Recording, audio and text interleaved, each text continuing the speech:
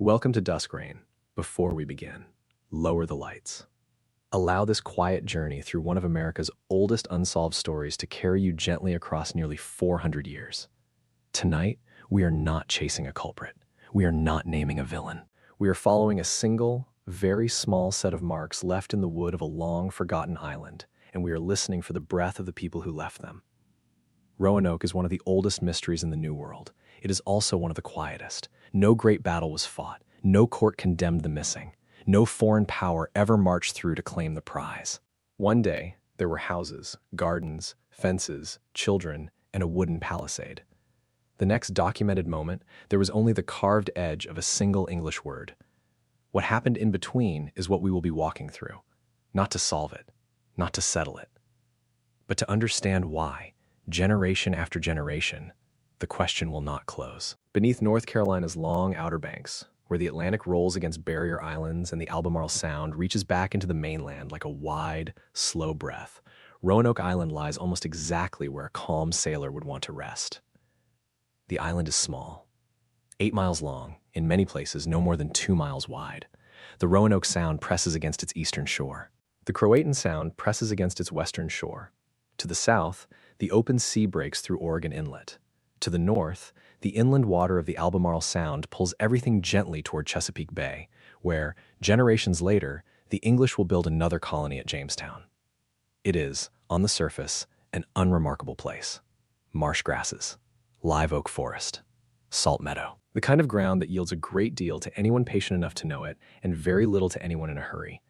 And yet this small island became the location of one of the most consequential experiments in the long, complicated history of European contact with North America. First came 2 failed attempts to plant an English colony in the New World. Then came the birth of the first English child in the Americas. After that came something quieter and far stranger, a place that European records could no longer explain. Roanoke Island does not feel like the kind of ground that should hold a 400-year-old unanswered question. Even so, it does. And tonight, we will look closely at why. Before there was a colony, there was curiosity. Philip II and Mary Tudor had married in 1554. For a brief moment, the ancient enemies, England and Spain, were joined under one throne.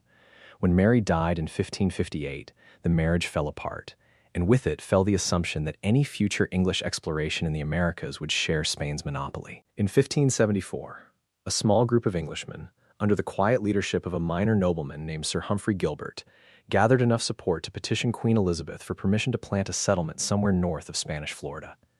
The petition was granted. The expedition never sailed. Gilbert's later, more famous voyage of 1583 would claim Newfoundland for the English crown, but it would also end in his death on the return crossing, and his vision would drift across the ocean to his younger half-brother.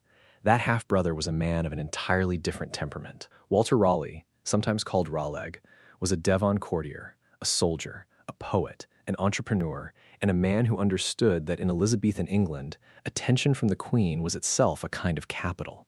He could turn conversation into a charter. In 1584, Raleigh secured from Elizabeth a royal patent that made him, in the eyes of English law, the sole proprietor of whatever lands he could establish a colony on, so long as those lands did not already belong to another Christian prince. The patent was a paper instrument.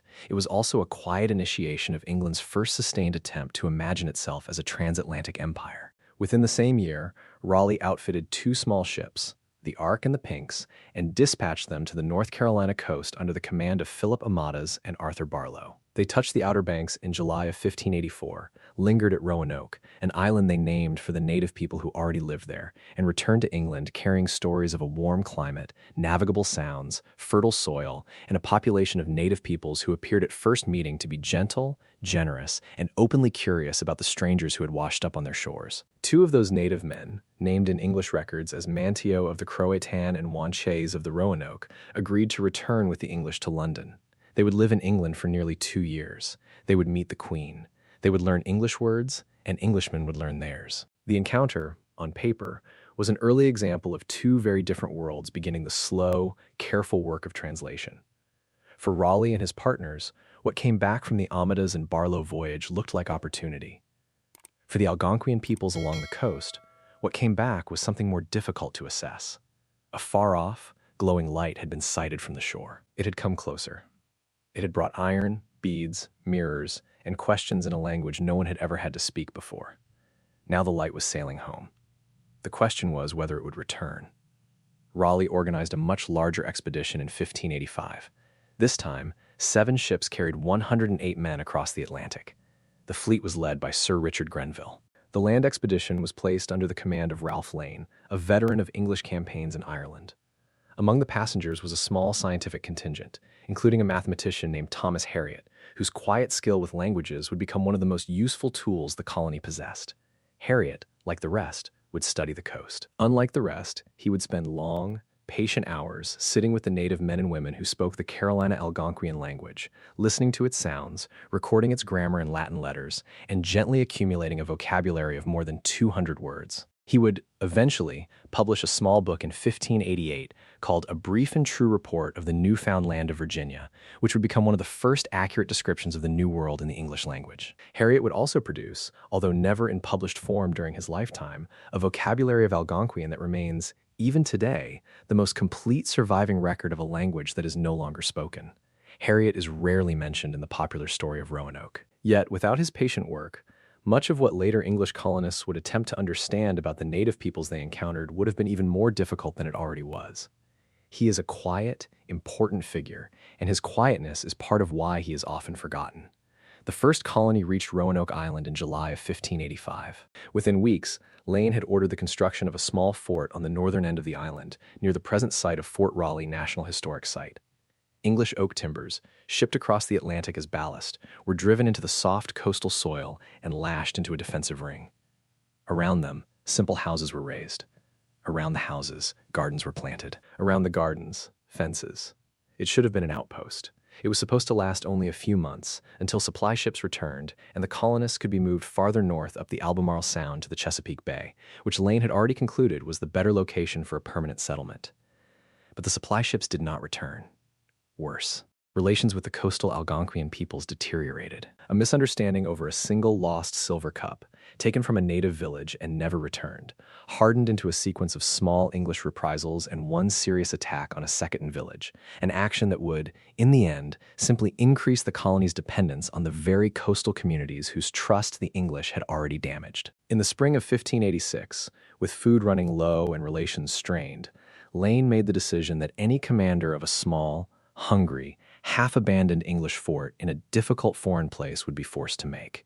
He would ask Sir Francis Drake, who had just sailed north along the coast after his famous raid on Spanish colonies in the Caribbean, to carry the colony back to England. Drake agreed. On June 19th, 1586, the English sailed away from Roanoke Island. Only a few weeks later, Grenville's long-delayed supply ships appeared in the Outer Banks. Finding the island empty, Grenville left 15 men behind to hold the territory in the name of England and sailed home. Those 15 men were never seen again by any English record. That is the first disappearance attached to the place we now call Roanoke. Raleigh did not give up. In 1587, only a year after Lane's return, he organized a third attempt to establish a permanent English settlement in North America. This time, the colonists were not, like Lane's men, mostly soldiers and gentlemen adventurers. This time, they were families. They were farmers, craftsmen, and small tradesmen. They included women, and they included children.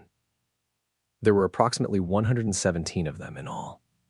John White, the artist who had accompanied the 1585 expedition and had been present at almost every significant event of the first colony, was appointed governor of the new settlement. White had already drawn the only surviving European depictions of the Carolina coast as it appeared before sustained English contact. His watercolors of the Algonquian village of Secaucus, of the Queen Granganimo in her dugout canoe, of the skyline of the Outer Banks from the sea, are documents of extraordinary value. Without them, much of what we know about the world the colonists entered would be lost. White sailed with the colonists on 3 small ships. They were supposed to land on the coast of Chesapeake Bay, near the site Lane had identified as the proper place for a real English town. But the pilot of the lead ship, a Portuguese mariner named Simon Fernandez, refused to risk his vessel in the shallows of the bay. He forced the fleet to put in at Roanoke Island instead. The colonists, who had already endured an Atlantic crossing of nearly 3 months, disembarked on July 22, 1587. Within a few days, they recovered the bones of one of Grenville's 15 men killed in conflict with the coastal Algonquians during the previous year. The colony, before it had even begun, was already aware that the geography of the place carried risks. One of the colonists was Eleanor White Dare, John White's daughter, and her husband, Ananias Dare, a member of the colony's governing council of 12 assistants. Eleanor was pregnant. On August 18th, 1587, she gave birth to a daughter. The infant was baptized Virginia in honor of the territory the English claimed and in honor of the Virgin Queen who had granted Raleigh his patent. She was, by any ordinary record, the first English child ever born in the Americas. She was also never, in any surviving English record, seen again. Almost immediately after Virginia's baptism, the colony faced a problem. The supplies White had hoped to carry from England had been almost entirely consumed by the fleet during the difficult crossing. The ships that remained were too small and too unseaworthy to provision a permanent settlement much past the late autumn. The colony's only viable path to survival was to send White himself back to England on Fernandez's flagship to arrange supplies and to recruit a relief expedition. White agreed. He would be gone, he promised, only as long as it took to organize a small fleet and return. No one recorded his exact estimate, but most historians agree that the expectation was something on the order of months. By the end of August 1587, White had sailed with Fernandez for England. Behind him remained his daughter, his granddaughter, and the rest of the colony. He would never see Virginia again. He would never see most of the 117 colonists again. Roanoke itself would appear to him only once more, and only in the form of an absence 3 years later. What should have been a routine trip home for John White turned into a years-long nightmare. By the time White reached England in the autumn of 1587, the country was sliding toward open war with Spain. In November, the execution of Mary Queen of Scots hardened the Spanish decision to launch a great armada against England. In April 1588, the armada sailed. For the next several months, every English ship capable of carrying cannon or cargo across open water was requisitioned by the Crown for the war effort. Every attempt White made to organize a private supply fleet foundered on the same wall. He could not get a ship. He could not get a crew. He could not find a sponsor. 3 years would pass before conditions allowed him to sail again. 3 years. For the colonists he had left behind on Roanoke Island, 3 years was a very long time.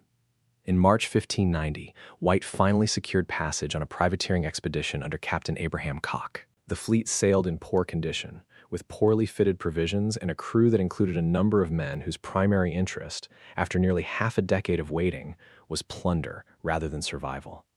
A pinnace White had fitted for the voyage was lost soon after departure.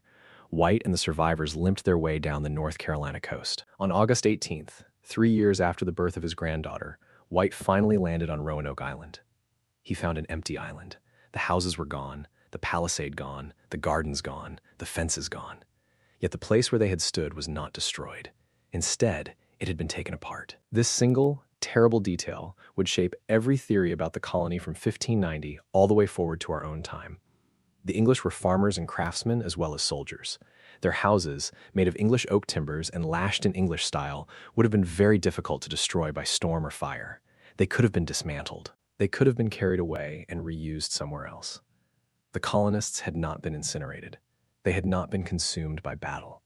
They had, with profound deliberateness, packed up their homes and carried them away. Why? White's account of what he found on the abandoned island is preserved in his own words. His account is also, in some ways, the smallest surviving English document of the entire Roanoke venture. The two most important objects he encountered were wooden, and they were carved with words. The first was a single word carved into a wooden post that had been part of the palisade surrounding the colony. The word, written in the English letters that White himself would have known how to read, was Croatoan. The second was a smaller set of letters, just 3 of them, carved into a tree nearby.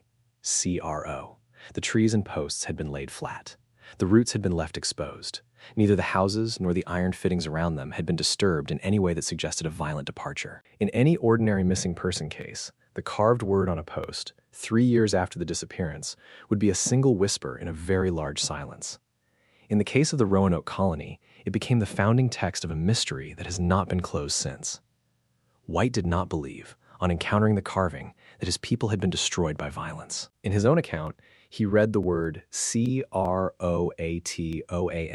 as a sign that the colonists had moved south, under duress, but in an organized way, toward the nearby island then still called Croatoan, which is now known as Hatteras Island. Croatoan was the territory of the Croatan people, with whom the English had maintained relatively cordial relations throughout the second voyage of 1585 and the early months of 1587. The choice of location made strategic sense. Hatteras was close enough to Roanoke to allow an orderly move by boat. It was sheltered enough that a small community could survive there through the winter. It was governed by people who, on the whole, had less open conflict with the English than the neighboring tribes of the southern Outer Banks. White's plan was to sail south immediately to Croatoan, to find the colonists there, and to take them home. He was prevented from doing so by a storm that destroyed his pinnace and drove his remaining ship out to sea. By the time he could have returned to the coast, the season was no longer fit for navigation along the Outer Banks. White was forced to return, defeated and grieving, to England. He would never see Roanoke again. His account ends there. Whether the colonists reached Croatoan safely, whether they survived decades instead of months, whether children who had been born on Roanoke Island lived to adulthood on a neighboring shore, are questions that, in White's lifetime, would have to remain unanswered.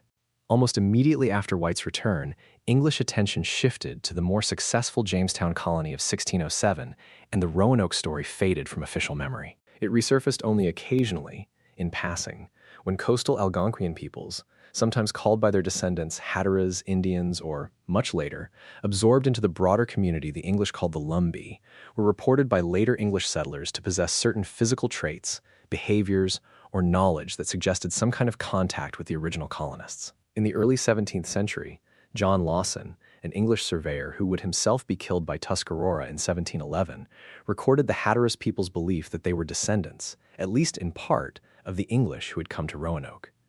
They told him, when he asked, that their ancestors had been adopted by a coastal tribe after a difficult passage across the Sound. They said the English had come to stay. They said the English had married into the community. They said their children were raised, speaking both languages. None of this could be tested. None of it survives in any official English record of the period. It is preserved only in the memory of a small coastal community whose identity, for the next 3 centuries, would be one of the most contested questions in the long, painful history of Native American recognition in the American South. And so the question, for the next 300 years, would be asked this way. If John White had been right, and if his colonists had moved to Croatoan in 1587 or 1588, then those people had become ancestors, not of any European family, but of one of the oldest continuous native communities in what is now the southeastern United States. If they had been attacked, scattered, captured, or destroyed, there would be no descendants at all. Should they have dispersed into the interior of the mainland, as the words CRO and CROATOAN could also, very faintly, be read to suggest, then their descendants would be somewhere else entirely. Under a fourth possibility, they were assimilated into one of the inland Algonquian communities farther west, and their descendants remained there. Each of these possibilities has a different group of people who would be, in some important way, the inheritors of a 400-year-old question. And for almost all of the long period between 1590 and the present day, the European record would be unable to provide a definitive answer. In the late 19th century, an unusual piece of evidence entered the conversation. Near the Chowan River, in northeastern North Carolina, a farmer named Thomas R. Farrow reported finding, partly buried in plowed soil, a small carved stone about 15 inches long. The stone, when cleaned, contained an inscription in weathered English letters. The stone, later known as the Chowan River Stone, was said to record a final communication from Eleanor White Dare to her father, John White, in 1591, 4 years after Virginia Dare had been born. It told, in somber language, the story of a community trying to survive after being driven from Roanoke by hostile action. Most professional historians, almost immediately, treated the stone with great suspicion. The stone did not fit any other known pattern of 17th century inscriptions. Its spelling was inconsistent. Its grammar was modern. Its stone did not appear, by geological analysis, to have been buried in the soil for any period comparable to 400 years. But the stone was not, itself, a forgery. In the 1930s, after the Chowan River Stone had been quietly housed in a college basement for decades, a more sensational story emerged. A string of more than 40 additional carved stones, allegedly unearthed between Georgia and the Outer Banks during a period of road construction, bore inscriptions describing the eventual fate of the colonists. Eleanor Dare was named. Virginia Dare was named. Dates were given. The fate of the colony, at last, was to be readable in plain English text. The so-called Dare Stones, as they came to be known, became a local sensation. They were eventually acquired by the Emory University Museum, where they would be examined in 1940 by a researcher who found that the stones were composed of materials inconsistent with prolonged burial, that the weathering of their inscriptions was likely artificially induced, that the spelling errors were post-medieval, and that the entire collection was almost certainly the work of a single, skilled, and possibly well-funded forger. For 70 years, the Chowan River stone had been considered suspect. Now the entire batch was confidently declared a hoax. The one exception, in the consensus that emerged over the following decades, was that the Chowan River stone might be authentic. Its weathering was, perhaps, real. Its carving was different in style. Its inscription was less elaborate than the others. Its material was locally available stone. Possibly, it had been carved by a hand that had known grief. Possibly not. That single judgment, the willingness to keep the first stone alive as a real object while letting the rest slip into the category of obvious fraud, would remain, in the early 21st century, the most cautious professional position available. In 2015, a researcher working with the British Museum's collection of John White's original watercolors made a discovery that many had suspected but no one had been able to confirm. On the back of one of the most famous of White's drawings, a view of the North Carolina coast taken from the vantage point of a small offshore vessel, there was a patch. The patch, applied sometime in the 17th or 18th century, hid what lay beneath.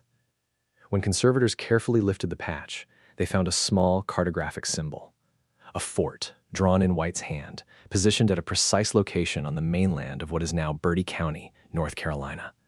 Beside the fort, in faded ink, were the words "fair." In plain sight to anyone who had known what was hidden, the patch had hidden the most precise surviving clue to the colonists' likely destination. The location was inland. It was not on the Outer Banks at all. It was on the western shore of the Albemarle Sound, near the confluence of two navigable rivers, and it was approximately 50 miles from Roanoke Island by water.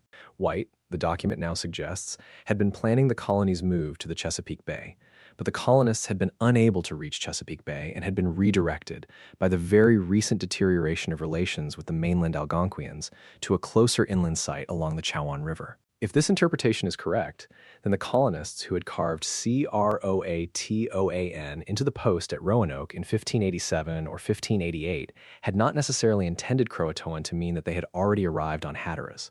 Croatoan may have been a marker of destination, a subtitle, a name drawn from the direction in which they had been forced to move. This single interpretation would haunt every later inquiry. In the early 21st century, a piece of apparently Native American property on the western shore of the Chowan River was sold to a developer who intended to build a golf course on it. Before construction could begin, the First Colony Foundation, a nonprofit research organization founded to study the Roanoke colony, conducted a routine archaeological survey of the property under the state's pre-development permitting process. It found something unexpected. Beneath a layer of 17th and 18th century colonial debris, the excavators uncovered pieces of 16th century English pottery, fragments of Elizabethan jar glaze, remains of iron working, and at least one clearly post-medieval European object that had no business being on a site that no one had ever suspected of being an English colonial outpost. The site was immediately designated Site X. Its precise location was withheld from public disclosure for years in order to prevent looting and to allow controlled excavation. Subsequent testing, conducted in partnership with the National Park Service and East Carolina University, expanded the catalog of finds. More late 16th century pottery, more iron residue, more sherds of tableware that matched known types from the 1580s and 1590s. If Site X turned out to be, as its proponents argued, the actual inland destination of the colony, then the colonists had not only escaped the Outer Banks, they had also survived at least several months inland, because the iron residue and the pottery fragments suggested an active English presence, not a brief stop on a journey to somewhere else. The site, however, has limitations. The pottery fragments are individually consistent with the period, but collectively not exclusive. The iron residue could, in principle, come from many sources. Reconstruction of the full colonial context is incomplete. A definitive statement that this is where the colonists went would have to be supported by additional, sharper evidence. That evidence has not yet appeared. But the find has reframed the entire question in a way that cannot be undone. In the early 21st century, with the help of modern genetic analysis, an attempt was made to test the oldest version of the assimilation theory. A small group of researchers began a project to collect DNA from descendants of the Lumbee and Hatteras communities in southeastern North Carolina and to compare it to the DNA of known descendants of the Roanoke colonists who had remained in England. The technical challenge was formidable. 4 centuries had passed. The colonial line, when it merged with native families, would have produced descendants with mixed European and indigenous markers. The native markers would dominate within a few generations. The English markers would persist, but become harder to identify against the broad genetic landscape of the surrounding population. Initial findings, released in 2021 and expanded in 2023, identified a small number of coastal North Carolina individuals with English Y chromosome and mitochondrial markers that were consistent with known lineages of the Roanoke colonists, including the Dare and White families. The findings were not definitive. Sample sizes were small. Confounding migrations of the 17th and 18th centuries could not all be controlled for. The markers could, in principle, have entered the population through later English traders, fishermen, or stray sailors. But the markers were there. They were not random.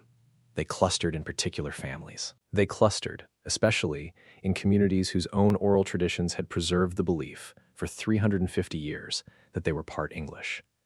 This single piece of evidence is not proof, but it is a place where the silence of the historical record begins, at last, to give way to the language of biology. The geography of the Outer Banks works against every archaeologist who has tried to work there. The barrier islands are young, geologically, and they are restless. Storms push sand across entire towns, inlets open and close. Sound bottoms rise and fall with each major hurricane. Colonial sites that existed in the 17th century can be 5 feet underwater, or 5 feet under sand, or simply obliterated by a single storm over the course of one night. Hatteras Island, the supposed Croatoan of John White's carved post, has been reshaped by water more times than any European record can describe. The village where colonists may have lived may now be underwater. The cemetery where colonists may have been buried could be under a shifting shoal. Even Site X, far inland on the Chowan River, is subject to the slow rise of the water table in eastern North Carolina, which means that the soil conditions that preserved its finds in 2012 may not preserve finds from the surrounding area in the future. The archaeology of Roanoke is, in this sense, a palimpsest. Earlier writings show through. Later writings cover them up. The same ground can be read in many different ways, depending on which layer is currently exposed. This is part of why the mystery has lasted. The evidence is not absent. The evidence is unstable.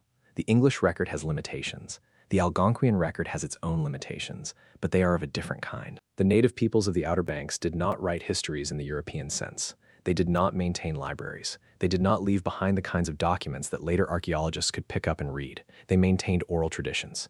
These oral traditions preserved, for centuries, accounts of contact with strange foreigners. They preserved accounts of villages that were established. They preserved accounts of villages that were abandoned. They preserved accounts of children who were born to parents of two very different kinds. When John Lawson visited the Hatteras people in 1701, he was told that the English had been adopted. When the Moravian missionary Christoph von Graffenried traveled through the same community in 1709, he was told something similar. When English colonists of the period wrote home to their sponsors, they described some coastal natives with English-sounding names and who appeared, in their own words, to have English ancestry. By the early 18th century, the Hatteras community was no longer a self-contained tribal entity. By the late 19th century, the surviving descendants had been absorbed into the increasingly recognized Lumbee tribe of North Carolina, a community whose own origin story, then and now, includes an explicit reference to the Roanoke colonists. We cannot prove these traditions are correct. We cannot prove they are false. The European record cannot close the question. The Algonquian record cannot close the question. The DNA record is suggestive, but not definitive. What we can say, with care, is that the European account is not the whole account. There is another view of this story, preserved not in English archives, but in the family memory of a community that still lives along the same shores the colonists may have once entered. In 1998, archaeologists working on the southern tip of Hatteras Island, at a site now called Cape Creek, found a small but distinct assemblage of late 16th century English artifacts mixed among clearly Native American pottery. The English artifacts were not luxury goods. They were utilitarian. They included iron fittings, lead musket balls, small brass pins of the sort used to fasten clothing in the Elizabethan period, and a cache of personal items that appeared to belong to a household. The artifacts were not, in their content, dramatic. They were not, in any obvious sense, the remains of an entire colonial community. They could have been trade goods of a single English trader, or a single English sailor, or a small cluster of survivors who had moved onto the island decades after the main colony was abandoned. They could also have been what some descendants of the Hatteras community have, for centuries, said they were. The material remains of an adopted English community, living in close proximity to their native hosts. If the colonists reached Hatteras in 1587 or 1588, and if they survived long enough to begin integrating with the local Croatan community, then artifacts mixed into the native archaeological record would be exactly what we would expect to find. The site at Cape Creek is small, fragmentary, and ambiguous. But the question of whether to take it seriously has been redefined by everything else we have discussed. Suppose, for a moment, that the colonists did move to Croatoan in 1587. That would mean a community of approximately 117 English men, women, and children, of whom perhaps 30 or 40 were children of mixed ages, integrated into a coastal tribe that already numbered perhaps a few hundred. Suppose, further, that the English survived through the first hard winters, learned to fish the local waters, planted native crops, and spoke at least the rudiments of Algonquian. Within a generation, some of their children may have married into native families. By 1610, 20 years after the disappearance, English may have become, among their descendants, a second language learned at the grandmother's knee. By 1650, European ancestry may have been dominant in only a small number of families, though still visible in many. By 1700, perhaps only the names and a few physical traits remained. In this scenario, the children of Roanoke did not vanish. They survived. They became part of another community. They raised families. They had grandchildren. They lived through the wars and epidemics of the 17th century. They walked the same beaches. They ate the same fish. They raised their children, too, to speak two languages and to remember two histories. In this scenario, the story of Roanoke is not the story of a disappearance. It is the story of a transformation. It is also, by every reasonable standard, the more beautiful story. Another theory, which has surfaced periodically in the historical literature, holds that the colony was not lost at all. It was wiped out. The theory suggests that a small Spanish raiding party, operating out of St. Augustine or one of the small Spanish outposts on the coast, attacked Roanoke Island in 1587 or 1588 in order to disrupt the English presence and to preempt any English expansion towards Spanish Caribbean sea lanes. The evidence for this theory has always been thin. No Spanish record of such an attack has ever been found. The colony would have been of small strategic value to Spain, particularly in the years before the Armada. There are no Spanish artifacts at any known Roanoke period site that would suggest a sustained Spanish presence. It is, however, a reminder that the early colonial period was not a peaceful one. Spain had already maintained a settlement at St. Augustine for more than 2 decades. France was present in the Canadian North. Native nations were competing for control of the same coast. The colony was a small flame in a very large and very complicated landscape. The Spanish theory is not, on present evidence, the most plausible. But the absence of proof is not the same as the presence of disproof. There is another, more recent, candidate for the inland destination of the colonists.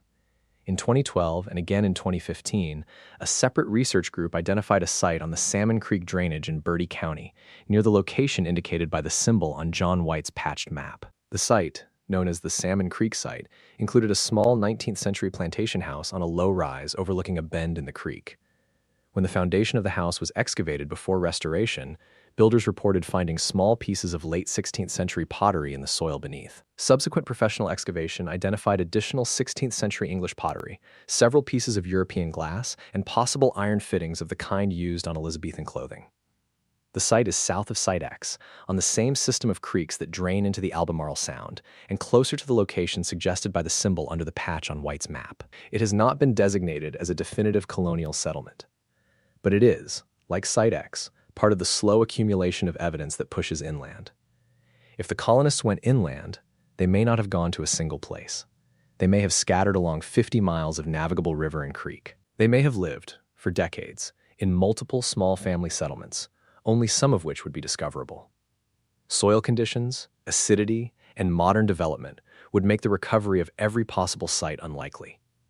The inland theory is the theory of a network, not a single town.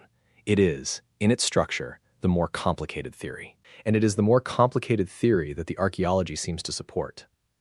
In the late 17th century, English colonial records begin to refer to a settlement called Matacum, located on the western shore of the Albemarle Sound, near the mouths of the Roanoke and Chowan rivers.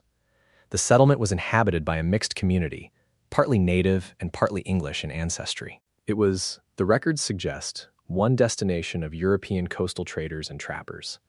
Matacum cannot be definitively identified with the Roanoke colonists. The settlement existed well after the period of any plausible assimilation. Its inhabitants included both natives and English settlers of the late 17th century, which at least tells us that mixed communities existed in the same region during the same century. What it does not tell us is whether such communities had already been living there for nearly 100 years. What it does suggest is that the region would have welcomed such communities, and that they could have survived there without attracting destructive attention. In other words, Matacum belongs to a landscape in which Roanoke descendants could plausibly have lived, worked the same waters, and built homes in their own traditions. Historically, it is a place that fits. There is a kind of evidence that does not, in any obvious way, declare the location of the colony, but that constrain what kinds of lives the colonists could have lived. Thomas Harriot's field notes, preserved in fragments in his posthumous papers, contain unusually detailed observations of coastal North Carolina wildlife. He documented the seasonal migration of fish and shellfish. He noted the productivity of native agriculture, particularly corn, beans, and squash. He cataloged the medicinal use of native plants and the food value of native game. Harriot wrote as an observer who admired the abundance of the place. For a community surviving on an Outer Banks island, the specific resources Harriot described would have been critical. The Albemarle Sound was, and remains, one of the richest estuarine fisheries in North America. The Outer Banks offered fish, shellfish, migratory fowl, salt, and an extensive native agricultural system that had been practiced for many centuries. If the colonists were going to survive without European supplies, and there is no reason to believe they had any European supplies, they would have had to become, very quickly, a coastal people. They would have had to share in the local knowledge. They would have had to work with the Croatan or with other coastal communities in cooperation that would have honored and preserved the dignity of both groups. The Algonquian peoples were not waiting for the colonists to arrive. They were already there. They already had a fully developed understanding of the place. They already had the agricultural and fishing practices that would keep a community alive through the winter. If the colonists survived, it is because they learned. If they learned, it was from people whose names we cannot, in any surviving record, fully reconstruct. There are two cabinets in two museums that may someday produce decisive evidence. The first is the Cabinet of Unexamined Artifacts at the North Carolina Office of State Archaeology, where materials from Sites X and Cape Creek are still being processed. Some of the finds have not yet been fully analyzed. The associated documents have not yet been fully published. The second is the Cabinet of Testable Genetic Material at the University of North Carolina, where DNA from descendants of the early Hatteras and Lumbee populations is being compared to a growing database of English colonial ancestors. Both cabinets contain evidence that may one day resolve the question. Neither cabinet contains evidence that resolves the question today. What we have for the moment is suggestive evidence, strong but not decisive. The question, in its long form, will not be closed in 2026. It may not be closed in 2036. It may not be closed in any of our lifetimes. This is part of the way some historical questions work. The closer we get, the more we learn. The more we learn, the more we understand why we cannot, in good conscience, declare the answer closed. The mystery of Roanoke is not an absence of evidence. It is an embarrassment of partial evidence, in which every piece is just strong enough to suggest and not strong enough to settle. When Captain White returned to Roanoke Island in 1590, he found the palisade down, the houses gone, and the word Croatan carved into a post. What he did not find was just as important. No battle scene, no graveyard, no bones, no burned soil, no iron scattered and rusted in the positions in which weapons would have been fired. He found emptiness. He also found, in the wooden record left on the palisade post, what looked like a name, and in the soil beneath the dismantled houses, what looked like the traces of an orderly departure. A 400-year-old forensic record of an empty place is, in its own right, a piece of evidence. It says the colonists did not die on the island. They were not, at the moment of their departure, in the middle of a battle that they lost. They were, by every visible sign, walking away. Whatever happened to them, it happened somewhere else. And the silence of what happened somewhere else is, in 2026, still the silence that defines the mystery. Today, on the northern end of Roanoke Island, a small wooded park preserves the approximate site of the first English fort. The park is called Fort Raleigh National Historic Site. It is administered by the National Park Service. The park contains a reproduction of the earthen fort, a small museum, and an outdoor amphitheater. Each summer, Since 1937, the Roanoke Island Historical Association has presented a long-running outdoor drama called The Lost Colony, written by the playwright Paul Green and first staged under the sponsorship of Eleanor Roosevelt. It is one of the longest-running outdoor productions in American history. The drama is not a historical reconstruction. It is a meditation. It is a meditation on imagination, on the long shadow of violence, and on the gentleness of a community that did not survive. Every summer, the play is performed. People gather in the open air as the sun sets over the Croatan Sound. The actors perform the story. The audience listens. The water moves. The trees sway. The site where the original colonists lived continues to host a community of strangers who come to remember the missing. The empty place is not, in the end, empty.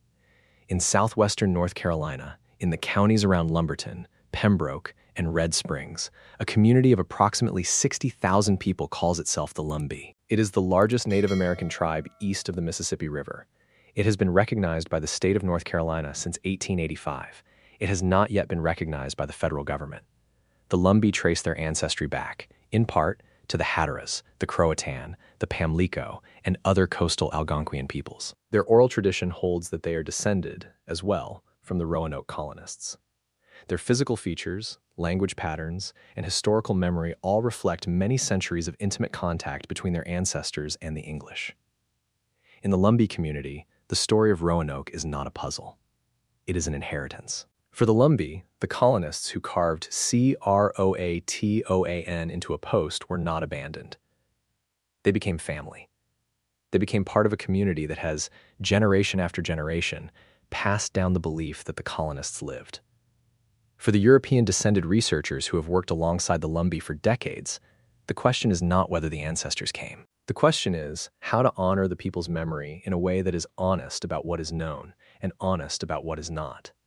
The mystery, in this frame, is not a mystery of European record. It is a mystery of how a community chose to remember what happened to the people who walked into their family. Imagine, for a moment, what the 117 colonists would have considered essential to take with them if they were leaving Roanoke Island in the autumn of 1587. First would come iron tools, knives, axes, hatchets, nails, fishing hooks. These tools were not native to the Americas, and without them living by European agricultural custom would have been difficult. Alongside them would come cloth, wool, and linen. There is reason to believe the colonists had been busy, since their arrival in July, weaving and repairing their clothing. Cloth wore out quickly in the salt air, and a community on the move would want to be warm. Seed would matter as well. Beans, peas, wheat, and the habits of European agriculture that the colonists had not yet unlearned. They may have carried the children in their arms and, with them, the hope that a smaller settlement somewhere safer would last longer than this one had. What they did not take with them would be equally revealing. They did not leave behind iron fittings, except ones too heavy to carry. They did not leave behind fencing that had been deliberately destroyed. They did not leave behind the remains of weapons. A people who leave in fear leave randomly. A people who leave with intention leave carefully. The colonists, on every read of the available evidence, left carefully. 2 English records, both from the early 17th century, hint at what may have happened to the colony. One is a brief mention in a 1607 letter from a Jamestown colonist who reported that 4 days' journey up the Roanoke River from the coast, he had encountered native people who had, in his words, gray hairs and spoke broken English. The account is suspect. It could be a misunderstanding. It could be a reference to an entirely different English contact. It could be a marketing tactic designed to attract more settlers to Jamestown. Even so, the fact that the writer thought the detail would interest a London audience suggests that, at this early moment, the possibility of survivors of Roanoke was already part of the legend. Another comes from a 1588 report by a coastal trader who said he had encountered, on the Outer Banks, a woman who identified herself as the daughter of a Roanoke colonist. The trader noted that she was of mixed appearance. He did not record her native name. He did not record the location of his encounter. His report was, like so many colonial reports of the period, a near rumor with too little detail to test. The 2 records do not prove anything. They suggest that the colonists continued, in some way, to be encountered by Englishmen throughout the late 16th and early 17th century. They suggest that the colonists, if they survived, were visible enough to be remembered. They do not suggest where the colonists went. They do not recover the colonists' fates. But they are part of the silence. In 2024, archaeologists working with ground-penetrating radar in eastern North Carolina identified a series of small but distinct anomalies beneath the floor of an undisturbed wood. The anomalies were spaced in a pattern consistent with a small English period homestead. This was another inland candidate, and its location fit both the Site X and the Salmon Creek region. For the moment, however, the ground remains untested. The owner has not yet authorized excavation. Grant funding for the work is still unapproved. In 2026, the anomalies may prove to be nothing more than a colonial farmstead of the 18th century, or they may mark the remains of a 16th century settlement. So the question remains the same every time. Is the pattern old enough? A pattern of post holes is not, in itself, a date. Every era leaves its post holes. Every era leaves its scatter of clay pipe stems, its fragments of broken pottery, its broken bits of iron. The historian's task is to identify the dated shards. The dated shards tell you when the ground was last occupied. The dated shards do not tell you that the ground was first occupied by the people you are looking for. A field of post holes, even with English pottery fragments, can be a later English farmstead that the Roanoke colonists did not build. Every inland find must, in this sense, fight the same quiet war against an interpretive landscape that has been more substantially populated by English colonists of later centuries than by the lost colony of the 1580s. The mystery of Roanoke cannot be solved by finding English materials inland. The mystery can only be solved by finding English materials of the right specific period, in the right specific location, in a context that matches the very small window of plausibility. This is the unobvious difficulty of archaeological investigation in the region. If there is a single point of emotional gravity in the entire Roanoke story, it is the figure of Virginia Dare. Virginia Dare was, in any record we have, the first English child ever born in the Americas. She was born in a coastal settlement on Roanoke Island in August of 1587 to a mother who had crossed the Atlantic in her third trimester and a father who was one of the colony's 12 governing assistants. She was named for the territory and for the Virgin Queen. Her grandfather, John White, sailed home before she was 2 weeks old. He never came back to her. If the colonists moved south to Croatoan in the autumn of 1587, Virginia would have been, at most, a few months old when her family began a journey over open water. If the colonists went inland, she would have faced the same difficulty. If her mother and father survived the first years, she would have grown up far from any other English child. She would have learned Algonquian as her second language.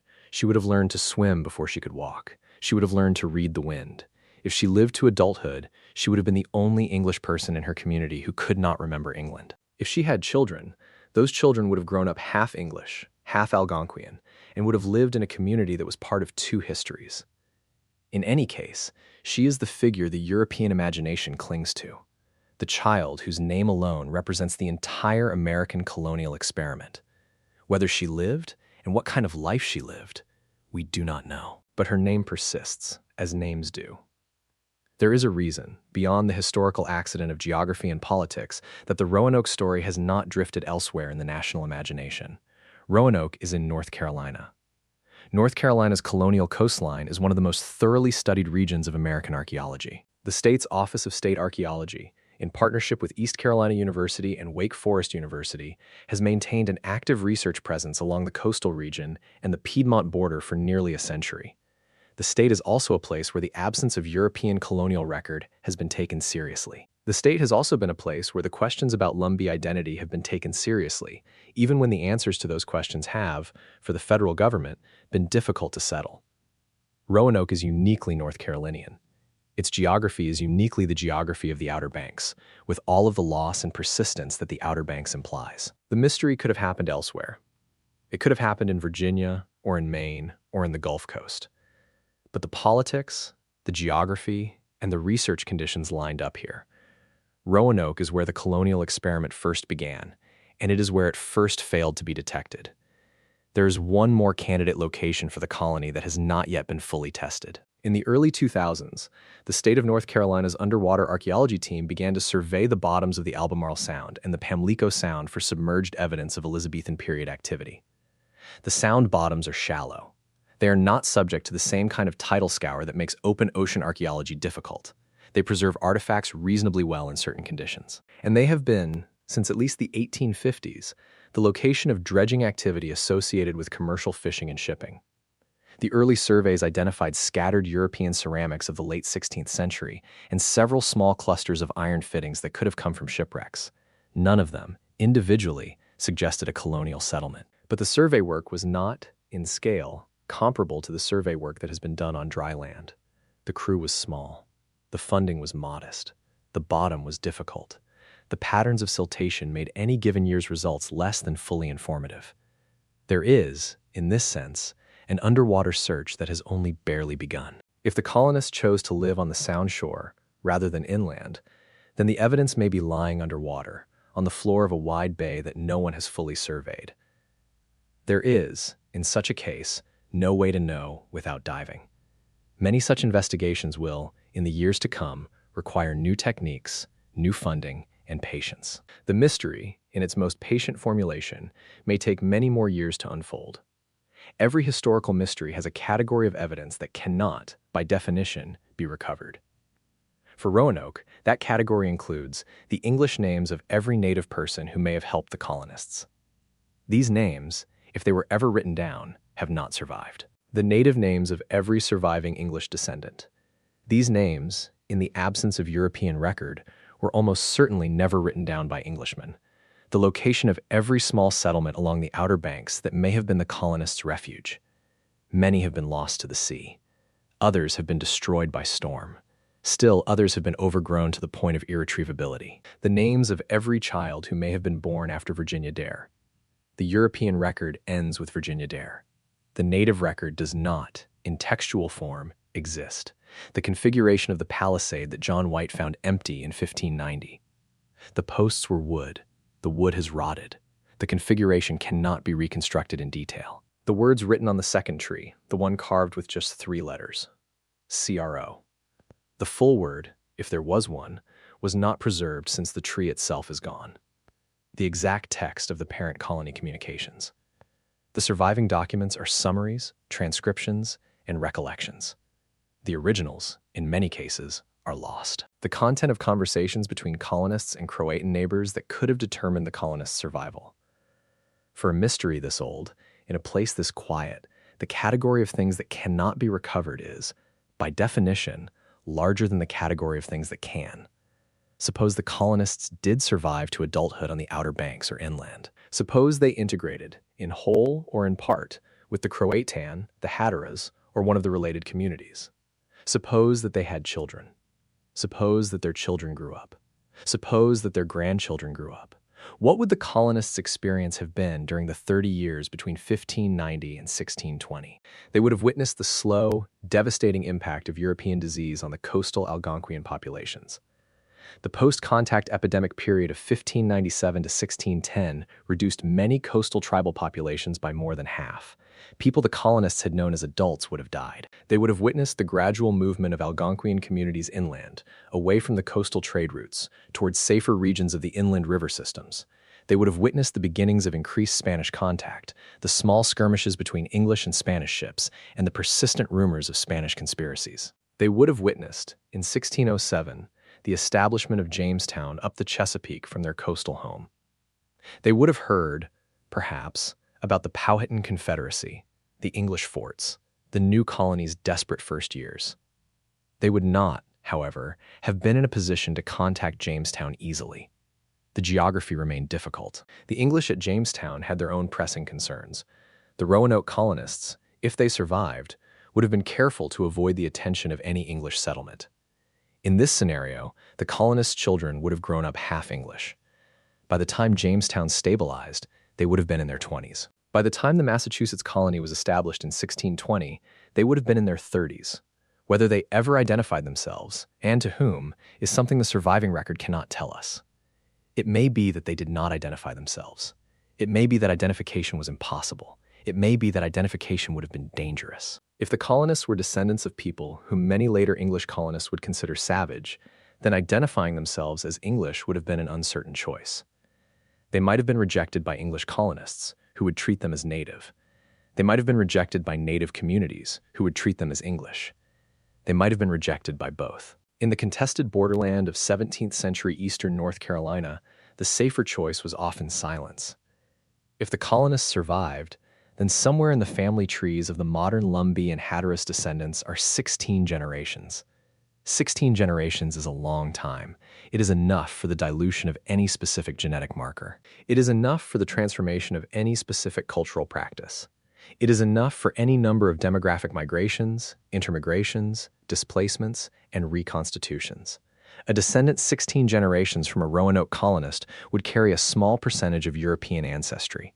A descendant would also carry a large percentage of indigenous ancestry. A descendant's family would identify, in all of the official contexts modern America maintains, as Native American. The descendant would speak English as a first language, but would also speak, in their grandparents' living memory, some words of Carolina Algonquian. A descendant 16 generations on would not be obviously English in any way. A descendant 16 generations on would be obviously Lumbee. The Lumbee community, today, contains a wide range of European genetic markers. The European markers are not random. The European markers are not recent. They were there before any substantial English migration into southeastern North Carolina. This is the strongest quantitative evidence we have that the Roanoke colonists were not destroyed. The strongest evidence is not a graveyard. The strongest evidence is not a fort. The strongest evidence is a community's own DNA, accrued over 16 generations, containing the quiet fingerprints of an adopted English family. If one stands at the northern end of Roanoke Island today, in the small wooded park that preserves the approximate location of the first English fort, one is standing on a place that holds at least three competing truths. The first truth is the European one. The English came in 1587. They tried to live. They did not survive as a community. They vanished from the European record in 1590. The second truth is the Algonquian one. The English came to a place that had been continuously inhabited for thousands of years. The English disappeared from the European record, but they did not, necessarily, disappear from the human community. They may have been absorbed. They may have been adopted. They may have been mourned. The third truth is the archaeological one. The European record is incomplete. The Algonquian record is not, in textual form, recoverable. The archaeological record is fragmentary, ambiguous, and subject to continuing reinterpretation. None of these three truths cancels the others. They coexist. They are all subject to revision. They all carry weight. The mystery of Roanoke is not, in the end, a mystery of evidence. It is a mystery of how three different kinds of evidence, none of them conclusive, overlap in a single place. The mystery is, in its quieter shape, also a question about who has the standing to make claims about the missing.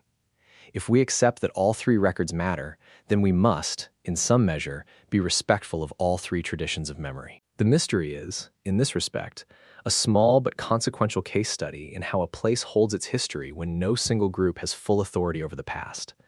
Let us come back, for a moment, to the daughter. Virginia Dare was born in August 1587. She was the granddaughter of John White, the colony's governor. She was the daughter of Ananias Dare, one of the colony's council members. She was named by her grandfather for the territory and for the Queen. She was the first English child born in what would, generations later, become the United States of America. Her baptism, in the Anglican tradition, is the earliest recorded Christian ceremony in the European history of North America. If she grew up, where she grew up, and what kind of life she lived, are questions the surviving European record does not answer. If the colonists survived on Croatoan, her life would have been shaped by wind and tide. She would have learned to swim. She would have learned the names of fish. She would have learned to help her mother and grandmother clean and cook the catch. She would have learned, from her native neighbors, the plants of the marsh and the sounds of the native language. If she was born in 1587, and if she lived to adulthood, she would have been in her 20s in 1610. She would have been in her 30s in 1620. She would have been a grandmother by 1640. She would have been a great-grandmother by 1670. There is no European document that records her life, in whole or in part. There is no European document that records her death, in whole or in part. There is, however, the Lumbee tradition. There is the Hatteras tradition. There are the physical features, the inherited skills, the family names, the inherited memories. There is, in other words, an alternative archive. The archive is not European. The archive is oral. The archive is preserved in a community whose founding story includes the colonists of Roanoke. In this archive, Virginia Dare is not missing. She is ancestor. The pace of new findings on the Roanoke question has, in fact, accelerated in the 21st century. In 2012, a significant site was identified inland. In 2013, additional pottery fragments confirmed an English presence in the same region. In 2015, John White's patched map revealed its hidden symbol. In 2018, the Cape Creek site was reopened with fresh testing methods. In 2021, the first major DNA study suggested specific English markers in coastal descendants. In 2023, a more refined DNA study further narrowed the candidate families. In 2024, ground-penetrating radar identified a new inland candidate. Each of these findings has been small in isolation. Each of these findings has been individually consistent with the established body of unresolved ideas. None of these findings has, by itself, closed the question. Each of these findings has made the resolution of the question more likely. The mystery is being progressively narrowed, even if it has not yet been closed. In 10 years, the answer may be clearer. In 20 years, the underwater survey may have produced something definitive. In 30 years, more sharpened DNA studies may have identified specific, verifiable descendants, or the answer may continue to drift. That is also part of the peculiar, persistent patience of this mystery. We pause here for a moment and we listen to the geography. The Roanoke Sound, just east of the island, is calm this evening. The Croatan Sound, just west, is similarly calm. The wind off the Albemarle Sound, far to the north, is gentle. The trees of the Fort Raleigh Preserve are live oak and loblolly pine. The marsh just south of the preserve is alive with herons and egrets. The grass is tall in late summer. The shells on the beach are the shells of marine snails that have spent hundreds of thousands of years adapted to this particular water. This is a quiet place. This is a slow place. This is a place that does not easily give its past to anyone in a hurry. The mystery of Roanoke is, in part, the mystery of a place. The place does not ask to be solved. The place asks only to be respected. For decades, the European-descended American historical tradition has tried to resolve the question of Roanoke in three ways. The first way is destruction. The colonists were killed by violence. The second way is exodus. The colonists were carried away or assimilated into another community beyond the surviving record. The third way is survival in place. The colonists integrated with the Croatan and lived through the 17th century as a small, mixed community, eventually losing their distinctiveness. These three theories are not all equally supported by the existing evidence. They are, however, all that a comprehensive account must include. If the colonists were killed by violence, the evidence would be skeletal. We have no systematic skeletal evidence of colonial-era English mass graves in the Outer Banks. If the colonists were assimilated during a violent conflict with another group, the evidence would be the destroyed remains of the colony. The remains were not destroyed. The remains were taken apart and carried away. If the colonists survived in place, the evidence would be the integration of European and Algonquian material culture in a single small site.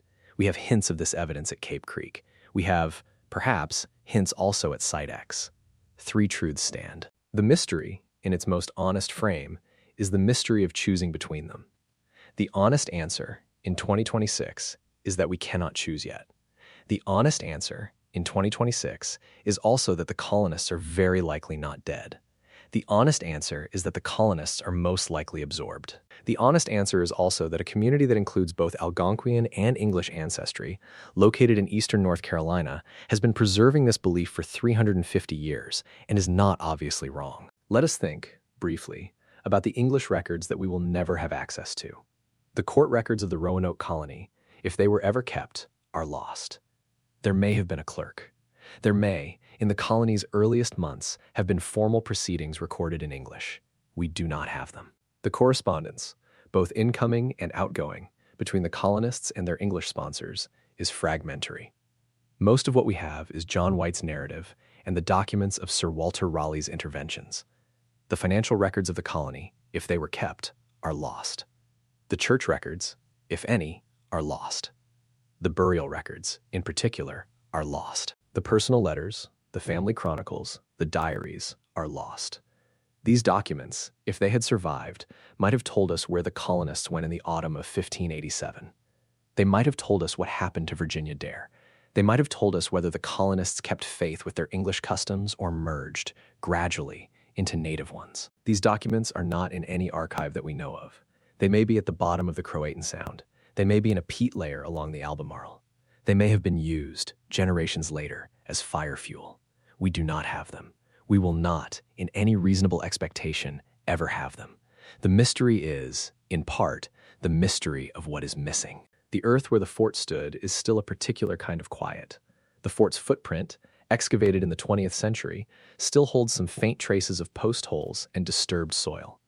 The site is now a National Historic Site, which means it cannot be moved, cannot be developed, can only be preserved and, with care, studied. In 2024, a team from North Carolina State University, working in partnership with the First Colony Foundation, returned to a portion of the fort footprint not yet fully excavated.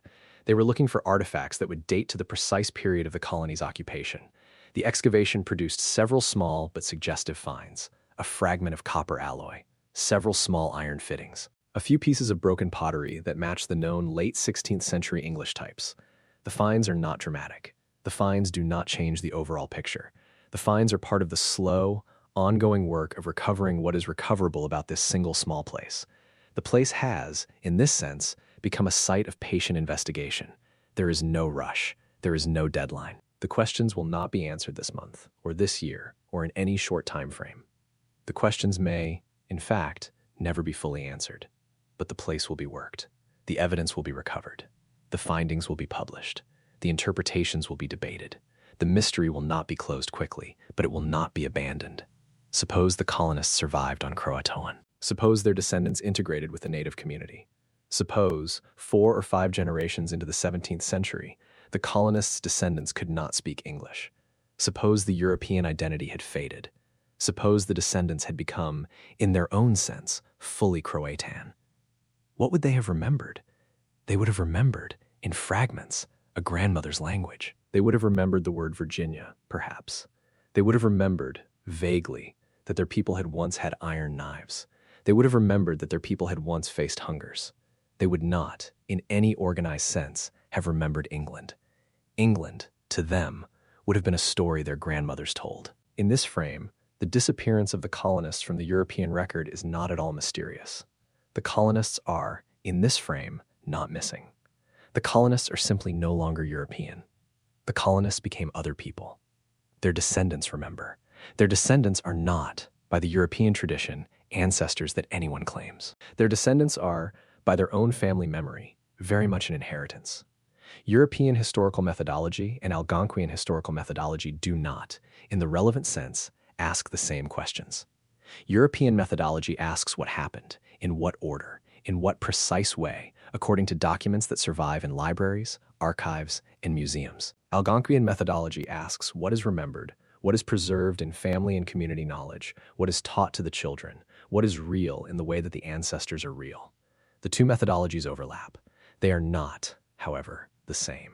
They cannot both be used to settle the same question. The Roanoke mystery is, in part, a question of which methodology should guide the inquiry. If European methodology is the only valid guide, then the colonists are a missing group. They were, in all probability, killed or assimilated.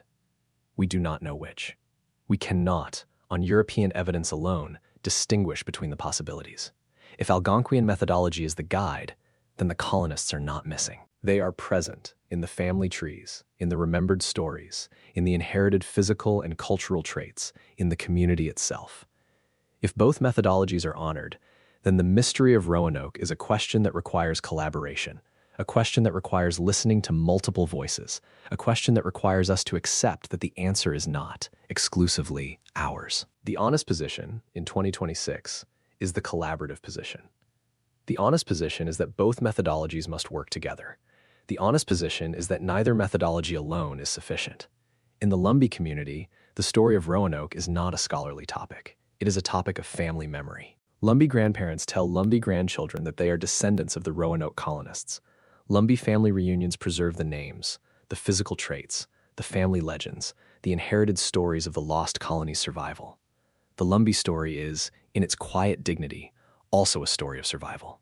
It is a story of people who took in an English family, who absorbed a small English community, who carried the English memory forward through many generations. It is also a story of a native community that has survived, despite 8 generations of colonial pressure, despite the terrible epidemic deaths of the 17th century, despite the politics of federal recognition, despite the slow demographic and economic erosion of the 20th century. The Lumbee story is a story of resilience. The Roanoke colonists, if they did survive by joining the Lumbee ancestors, are part of that resilience. They are ancestors whose existence is part of the proof that the Lumbee survived.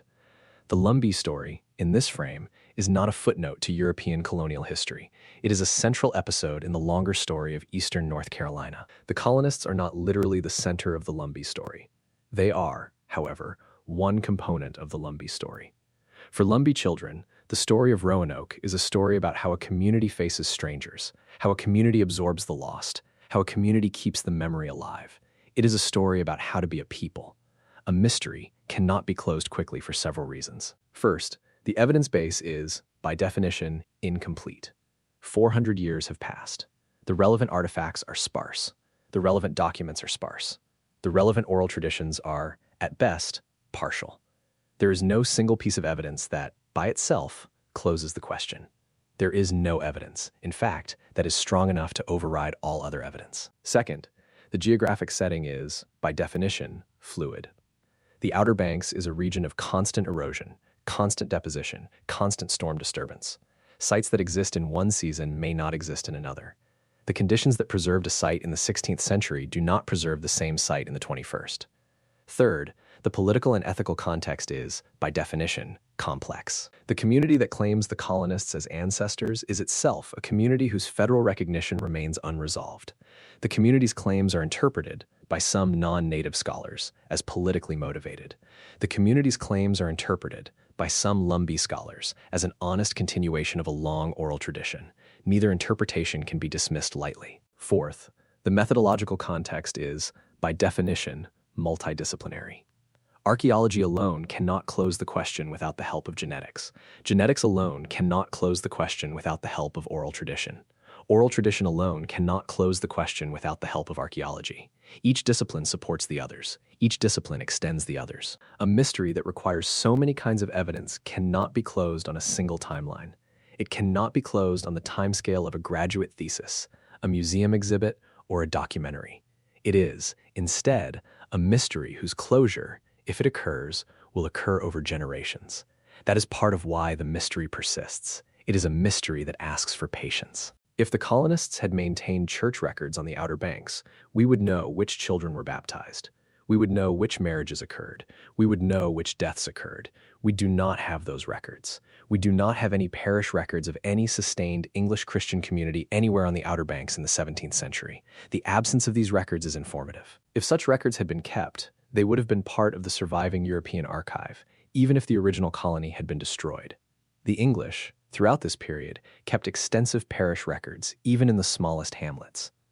The absence of parish records suggests that, even if the colonists survived for some years in the Outer Banks, they did not maintain an English parish. They did not, in any sustained way, live in a manner that would generate a European archive of their existence. They integrated. They joined. They ceased, gradually, to be English in any institutional sense. This, too, is a piece of evidence. In 1660, English settlers from Virginia began to filter south into the Albemarle region. In 1670, the first permanent English settlements were established in what is now Hyde and Beaufort counties. These settlers were not the lost colonists. They were later English migrants, coming in family groups, with their own English parishes, with their own English farming traditions. They found, in the communities they encountered, a mixed population. The Hatteras people, in particular, were reported to have features that were partly European.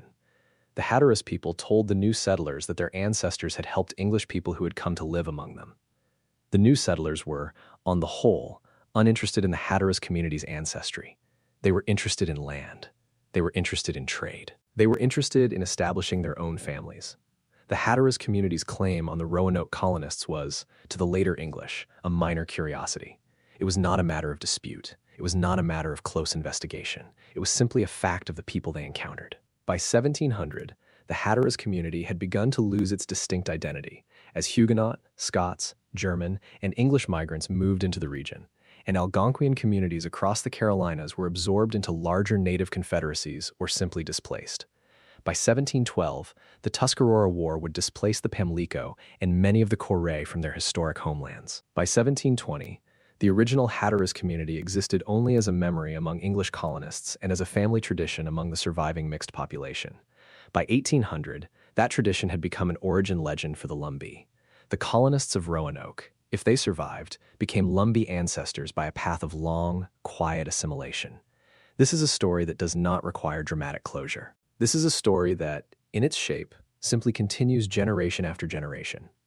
In 2024, a previously unknown archaeological site was identified on the south bank of the Alligator River. The site is approximately 50 miles from Roanoke Island by water in Hyde County, near the mouth of a small creek that empties into the larger river. The site produced several unusually well-preserved Elizabethan period artifacts, including a small brass buckle and several pottery fragments. The site is in a heavily vegetated area that was, historically, a coastal swamp.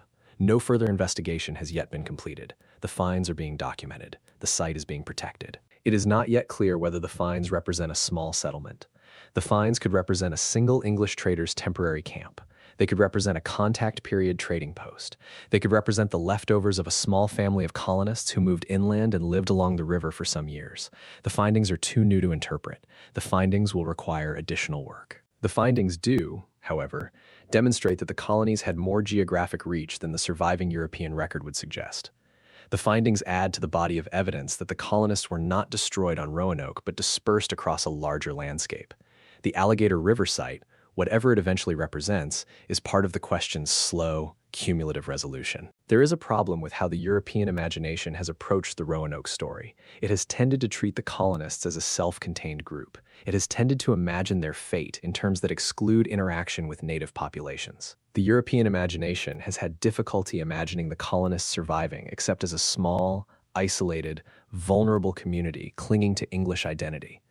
The European imagination has had difficulty imagining the colonists integrating, marrying, learning, becoming something other than English. The European imagination has had difficulty imagining that what looks like disappearance from the European record is not disappearance at all. It is, instead, transformation into something that the European record cannot easily track. This is not a failure of intelligence. It is a failure of imagination. The history of European colonization in the Americas is full of communities that the European record has simply lost. Their descendants may live today. Their descendants may carry English names and English physical traits. They may be, by their own family tradition, partly English. But the European record has no labels for them. The European record has no category. The European record has no clean way of saying, in the present tense, that a community that is now Lumbee was once, in some small part, English. The mystery of Roanoke is, in part, the mystery of this gap. Today, in the public schools of Dare County and Hyde County, students learn about the Roanoke colony in the same standard textbook way that children learn in other parts of North Carolina. The textbooks usually describe the colonists as missing. The textbooks often note, in a paragraph, that some historians and some descendants believe the colonists integrated with local native populations. The textbooks usually do not go further into the question. The textbooks do not, in any case, ask the students to think very deeply about what it means for a community of 117 people to disappear from a record. The textbooks do not, in any case, ask the students to think very deeply about what it means that, when the colonists might have left, they also might have been absorbed. The textbooks do not, in any case, treat this as a contemporary question, a question with implications for the present. In part, this is because textbooks need to be brief. In part, this is because the question is unresolved. In part, however, it is because the question has consequences for everyone. The question asks us to think about who was here before us. The question asks us to think about who is here now. The question asks us to think about what makes a community a community. The question asks us to think about what makes a disappearance, and what makes a transformation. These are not, in the end, simple questions. They are not the kind of questions that fit into a textbook paragraph. They are the kind of questions that fit into a long walk along the Outer Banks. When documents are lost, we are left with what the place itself preserves. For Roanoke, that means the soil of the Outer Banks. That means the soil of the inland river bottoms. That means the water of the Albemarle. That means the small, well-preserved artifacts that have survived the centuries. The soil has preserved small artifacts. The water has preserved others. What the soil has not preserved is the daily life of the colonists. The soil has not preserved their conversations. The soil has not preserved their relationships with their native neighbors. The soil has not preserved what their children learned, what their grandchildren believed, what choices they faced in the difficult winter of 1587. The water has not preserved these things either. The mystery of Roanoke is, in a sense, the question of what is preserved versus what is lost, what survives, what does not, what we can recover, and what we cannot. The mystery is the question of what a place remembers when no one is left to write down what happened. A place remembers in sediment, in artifacts, in oral tradition, in the inherited features of its inhabitants. It also forgets. It forgets the names of people who walked across it. It forgets the conversations that occurred in the cool of the late afternoon. It forgets the tears that were shed as a community prepared to leave. The mystery of Roanoke is also the mystery of what a place forgets. Suppose, for a moment, that we could produce a single map on which we plotted every credible finding relating to the Roanoke colonists. We would mark Roanoke Island itself at the center. We would mark Croatoan, modern Hatteras Island, just to the south. We would mark the inland sites that have produced Elizabethan period English artifacts. Site X, the Salmon Creek site, the Alligator River site, any others that may emerge. We would mark the locations at which coastal Algonquian communities were reported in the 17th and 18th centuries to have English ancestry. We would mark the locations at which John White's map had symbols that we now interpret as colonial planning markers. We would mark the locations at which 19th century travelers or 20th century local historians reported colonial era finds. The resulting map would be a constellation. The constellation would extend along the Outer Banks from north of Roanoke Island to south of Cape Hatteras. It would extend inland along the Chowan, the Roanoke, the Cache, and the Alligator rivers. It would be dense in some places, sparse in others. The constellation would not be a single town. The constellation would be a network. The network would be, in its shape, what we would expect from a community that dispersed. The network would be, in its contents, what we would expect from a community that integrated. The network would be, in its scale, what we would expect from a community that lived for at least a generation or two after the European record lost track of them. The mystery of Roanoke, in this rendered form, would not be a question of where the colonists went. It would be a question of how extensive their dispersal was. Every historical mystery becomes, over time, a site of competing claims, many of which are later retracted. Retracted claims about Roanoke have included the sensational Dare stones, almost all of which were pronounced fraudulent after 1941, the Spanish attack theory, which has been weakened by the absence of supporting evidence, the massacre theory, which has been weakened by the absence of skeletal remains, the Jamestown survivors theory, which has been weakened by the absence of supporting evidence from primary sources, the grand conspiracy theory, which proposes that the colonists were secretly moved to a hidden location by Sir Walter Raleigh, has been almost entirely abandoned by serious scholars. What survives, after the retractions, is a small set of carefully considered possibilities. The colonists were dispersed, but not destroyed. The colonists were assimilated, in whole or in part, by coastal Algonquian communities. The colonists were absorbed into the Hatteras population specifically, as the Croatoan post most likely indicated. The colonists, by 1650, had been demographically indistinguishable from the surrounding native communities. The colonists' European ancestry persisted, in small measure, in the family trees of the surviving mixed population. These surviving possibilities are, themselves, modest. They are claims that the colonists may have survived. They are not claims that we have proven the colonists survived. They are claims that, on the best evidence, this is what is most likely. They are not closed. They are waiting for further testing. A modern Lumbee child, today, may be 16 generations removed from a possible English ancestor. The child will grow up speaking English. The child will grow up in a family that tells family stories that may include the Roanoke story. The child will grow up speaking Lumbee. The child will grow up learning Lumbee history. The child will not, in any straightforward sense, be English. The child will be Lumbee. The child's family tree, if we traced it through all 16 generations, would include ancestors who were, perhaps in the 17th century, at least partly English. The child's family tree would also include ancestors who were, throughout those generations, predominantly Algonquian, predominantly Croatan, predominantly Pamlico, predominantly coastal native. The child's identity would not, in any single direction, be overwhelmed by either heritage. The child's DNA, if we tested it, would carry markers consistent with both heritages. The child's DNA would carry markers that we could, today, identify as plausible Roanoke markers. But this is one theory among several. We cannot conclude, from any single child's DNA, that the child is descended from a Roanoke colonist. We can only note that the child's DNA is consistent with the theory. The mystery, in this sense, is preserved even within the body of the descendants. The mystery is preserved in the very structure of inheritance. A descendant of a possible Roanoke colonist cannot, today, prove the connection solely through DNA. The descendant must rely on family memory, on community knowledge, on the shared inheritance that has been passed down through many generations. The descendant is, in this sense, in the same position as the European scholar. The descendant has suggestive evidence. The descendant does not have proof. The descendant, however, has emotional certainty that the European scholar does not have. The descendant knows that the ancestors came. The descendant cannot prove this to the European records. The descendant carries the story regardless. We will rest here briefly. Consider, for a moment, the patience that the Roanoke mystery has required of its investigators. Consider the patience required of the archaeologists who have worked the Outer Banks over 4 decades. Consider the patience required of the Native American descendants who have waited for European scholars to take their origin traditions seriously. Consider the patience required of the state archaeologists who have studied the inland sites year after year, with sometimes diminishing funding, with sometimes shifting political support.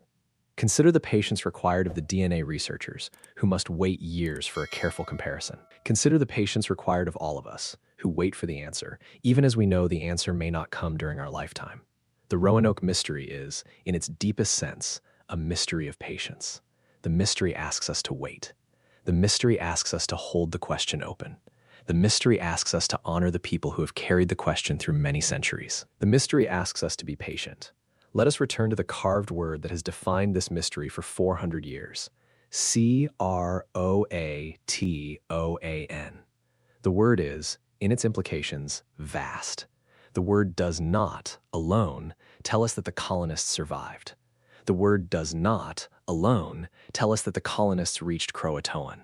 The word does not, alone, tell us that anyone carved it. The word is, in its plainness, a single wooden post with a single carved word. The word is, in its plainness, the entire mystery's center of gravity. If the word was carved by colonists, then the colonists were trying to communicate. They were trying to tell John White, when he returned, where they had gone. If the word was carved by someone else, then the word is something else entirely. A piece of native record, a later colonial claim, a forgery of some unknown persuasion.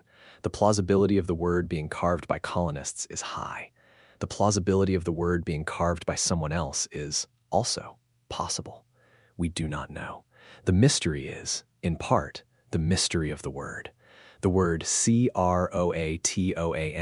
is the entire mystery in a single string of letters. The Outer Banks has its own kind of weather. The Outer Banks has its own kind of wind. The Outer Banks has its own kind of silence. In the small cleared space at the Fort Raleigh Preserve, when the wind has dropped and the tide is low, the sound of the Outer Banks is the sound of marsh grasses moving against each other, the sound of distant waves, the sound of an occasional bird, the sound of the trees shifting in a stillness that is partly Atlantic and partly inland. The Outer Banks does not, in the conventional sense, speak. It does not give lectures. It does not issue announcements. But it does, in its own way, present the same question that it has presented for 4 centuries. It presents the question of what happened here. It presents the question of where the people went. It presents the question of who, in their absence, holds their memory. The Outer Banks does not answer the question. The Outer Banks simply asks it. The question is asked generation after generation by the wind, by the tide, by the trees, by the birds, by the marsh. The question is asked in 2026 by everyone who walks the trails. The question is asked in 2026 by the descendants. In one reading of the silence, the colonist children did not vanish at all. In this reading, they were adopted. They were taught Algonquian. They were fed the food of the place. They swam in the warm waters of the Pamlico Sound in summer. They walked the barrier islands in winter with their native grandparents. They did not remember England. They did not, in any sustained way, ask about England. They did not, by their 7th birthday, have any memory of England at all. They became Croatan. In this reading, the disappearance of the colonists from the European record is a story of cultural transformation. It is a story of the European identity fading in the face of overwhelming native context. It is a story of children being raised as part of, not separate from, the Algonquian world. In this reading, the colonists did not die. The colonists simply became something else. In this reading, their descendants are the Lumbee. Their descendants are also part of the Pamlico, the Hatteras, the Waccamaw, the Coharie. In this reading, the European settlers who arrived in the 17th century were looking at people whose own ancestors had included English people for one or more generations. They did not know it. They did not investigate. In this reading, every Lumbee grandmother who told her Lumbee grandchildren that they were part English was, in fact, telling them something true. In this reading, her story was passed down. Her story was right. We pause briefly at 1591. What was happening in late 1591 on the Outer Banks? We do not know. We do not have any English record of the Outer Banks region in late 1591. John White did not return. Sir Walter Raleigh did not send a supply expedition. No Spanish ship landed. No French ship arrived. The colonists, if they were still alive, were alone with their immediate environment. The colonists were, by this point in 1591, integrated with their Algonquian hosts or established in some independent inland settlement, or both. The colonists may have faced their second difficult winter in late 1591. The colonists may, by this point, have begun losing English children to disease. The colonists may, in the quieter rhythms of cold weather, have begun their full integration with the surrounding coastal community. This is, of course, only inference. The colonists' lives in 1591 are not documented. But the colonists, in late 1591, would have been in the same Outer Banks that is there today. Same tide, same wind, same marsh grass, same herons. The colonists would have walked the same paths that archaeologists now walk. The colonists would have seen the same stars. The colonists, if they survived, were part of the place at this moment, even if we cannot find them. It is reasonable to expect that, in the next 20 years, additional inland sites will be identified. The pace of ground-penetrating radar survey has increased. The pace of genetic study has increased. The pace of community collaboration has increased. It is reasonable to expect that one of these new sites will produce evidence that, combined with other evidence, narrows the question further. The site may produce artifacts that match precisely the 1587 to 1590 period. The site may produce DNA evidence that links to specific known Roanoke families. It is reasonable to expect that, by the time the next edition of this journey is rendered, the answer may be clearer. It is also reasonable to expect that, by the time the next edition is rendered, the answer may still not be entirely closed. Patience. The patience is part of the mystery. We come, at last, back to Roanoke Island itself. The island is still here. The fort footprint is still here. The palisade is gone. The word on the post is gone. But the place is still here. In the summers, the Paul Green symphonic drama plays in the outdoor amphitheater near the original fort site. In the winters, the island is quieter still. The herons settle in. The wind comes and goes. The marsh grass sways. The descendants of the colonists, if they survive anywhere, can drive, in a few hours, to the place where their possible ancestors lived. A Lumbee descendant can drive from Pembroke to Manteo in about 3 hours. The drive goes inland up Interstate 95, across the Albemarle, down through Williamston and Plymouth, across the Alligator River, into Dare County, and onto Roanoke Island. It is not a long drive. The island is not far.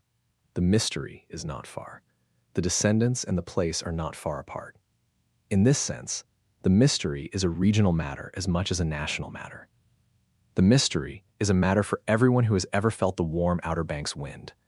The mystery is a matter for anyone whose family traditions include the missing colonists. The mystery is a matter for anyone who has walked the trails at Fort Raleigh at sunset. Listen, one more time, to the water. The Croatan Sound moves against the western shore of Roanoke Island. The Roanoke Sound, on the eastern side, has its own rhythm. The Pamlico Sound, to the south, meets the Atlantic past Cape Hatteras in a turbulence that has, for thousands of years, been one of the most dangerous stretches of water in North America. This water has seen the colonists leave. This water has seen them return in the one failed 1591 visit. This water has, in the broadest possible sense, been a part of the entire Roanoke story. The water is patient. The water has witnessed many disappearances. The water knows, in its own way, that something here is not yet finished. The mystery is not unresolved because the water has refused to give up its secrets. The mystery is unresolved because the silence of what survives is, in its own right, a kind of evidence. The water asks the same question for 4 centuries. Where do you go when you leave a place? The water asks this question of everyone, eventually. The water is very patient with the questions. North Carolina is a place of many historical mysteries.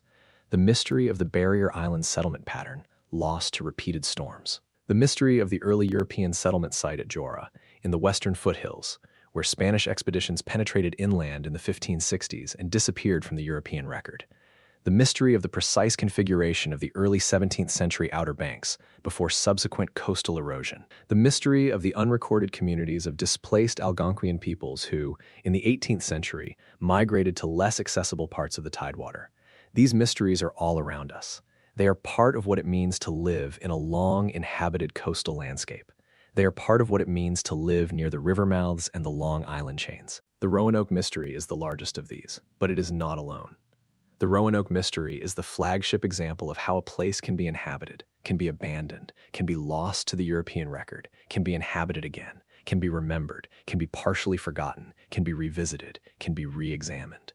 The Roanoke Mystery is, in this sense, one mystery among many. It is the clearest example. It is the most examined. But the pattern of mystery, in this region, is the rule rather than the exception. The Lumbee tradition carries the question to generation after generation. The tradition does not require proof. The tradition does not, in any case, demand external validation. The tradition requires only that the question be held. The tradition requires that grandchildren be told. The tradition requires that new Lumbee parents tell new Lumbee children, we are, in part, descendants of the Roanoke colonists. We took them in. They became part of us. The tradition is the inheritance of the mystery. The tradition holds the mystery open, generation after generation, in a way that the European record cannot. The European record can hold a question open for a few centuries. The European tradition can hold a question open for a generation or two. The Lumbee tradition has held the question open for 4 centuries. The Lumbee tradition is, in itself, a kind of evidence. It is evidence that the colonists were remembered by the people they joined. It is evidence that the colonists were not, at the moment of their joining, anonymous. It is evidence that the colonists were known to their hosts by name. It is evidence that the colonists' children were known to their descendants by name. The tradition is, in this sense, a continuing record. We are nearing the close of this quiet journey. Let us settle in for the last few sections.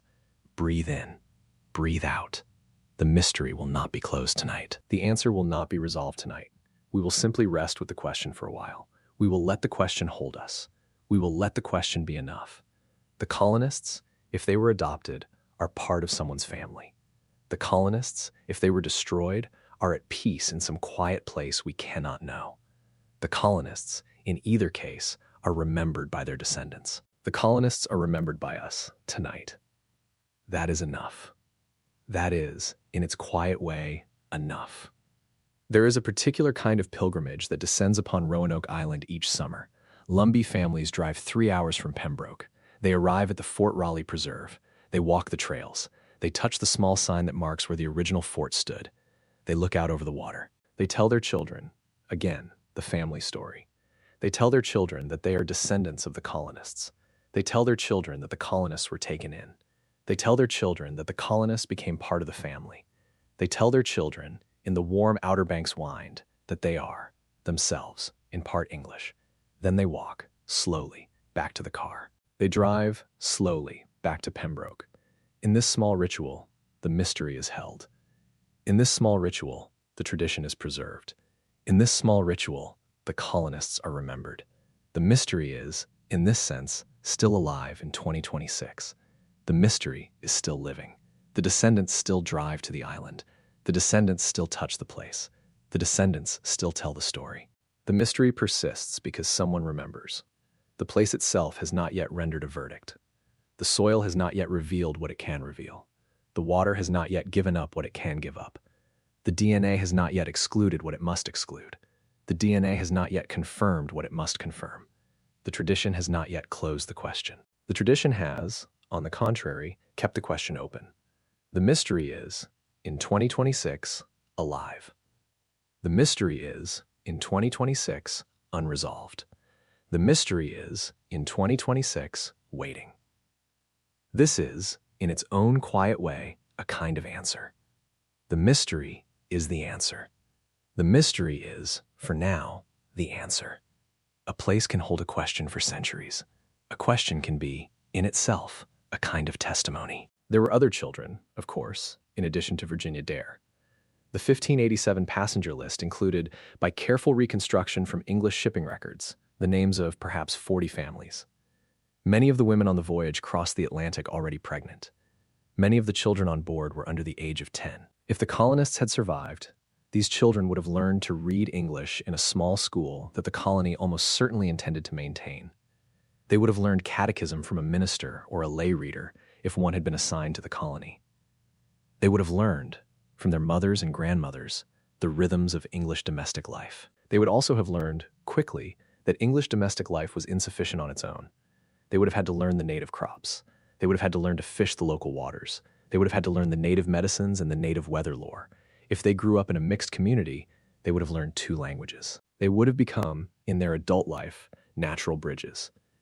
If we have, in 2026, no names for the other children of the Roanoke venture beyond Virginia Dare, it is because the surviving European record cannot, by its own limitations, name them. We remember one daughter. We forget the others. This forgetfulness is itself part of the silence. The Roanoke families in 1587 numbered perhaps 50 children, of whom approximately 40 could have been expected to survive to adulthood in the difficult early years of the venture. Their names, where they survived, became native names, or became the family names of later English settlers who intermarried with the descendants. We do not know their names. We do not know what they did. We do not know whether they lived long enough to raise families of their own. We remember only Virginia. We remember only Virginia because John White wrote down her baptism on a date that we can still read. The other children of the colony do not, in the surviving European record, have a single recorded date. They are, in every respect, missing. The Algonquian peoples of the Outer Banks were not one tribe, but a constellation. The Carolina Algonquian Territory, in 1584, included communities speaking closely related languages that all used the word Assamaquamuk to refer to the wide region of the eastern coast. The principal tribes, as they were described by Harriet and White, included the Roanoke, the Croatan, the Secatan, the Pomoic, later called the Pamlico, the Pameoc, the Wet'miac, the Bay River, the Nusiac, the Coré, the Matamuskeet, and others. These communities were not a single political unit. They had their own leaders. They had their own villages. They had their own agricultural cycles. They had their own diplomatic languages for intertribal negotiation. They shared a common linguistic base. They shared common stories of origin. They shared, in many cases, defensive alliances against larger inland tribes. The English, by reducing all of these communities to a small handful of names, immediately obscured the political complexity of the region. A second colonial outpost, if it had been established at the Chesapeake Bay as planned, would have encountered a different constellation of Algonquian-speaking communities. The Chesapeake region was already home to the Powhatan, who, by 1607, would emerge as the dominant confederacy of the Tidewater. The Outer Banks was a different political world from the Tidewater. The colonists of 1587 were surrounded by many small tribes, not by one large confederacy. The political math of survival for the colonists depended on whether any single tribe would shelter them, or whether all of them would remain neutral, or whether some would turn hostile. This was, in the broader sense, the political environment of a small English family of 117 people trying to live inside a constellation of small nations whose relationships among themselves were already complex. John White's watercolors are, in their quiet way, the most important European documents of the entire Roanoke venture. White produced dozens of drawings between 1585 and 1587. Many of his images survive, in copies by engraver Theodore de Bry, in the published editions of Harriet's Brief and True Report. The drawings include portraits of native leaders and community members. They include views of Algonquian villages. They include maps of the coastal region. They include studies of native plants, animals, and fishing practices. The drawings are technically quite accomplished. They are also, by modern standards, somewhat stylized, but their documentary value is enormous.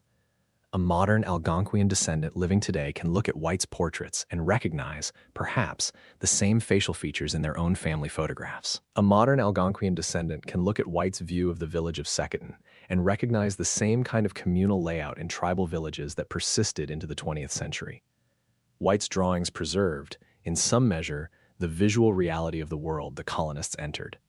The drawings also preserved, in spite of themselves, the cultural dignity of the native peoples he depicted. The drawings also, inadvertently, preserved a record of the world the colonists were about to lose.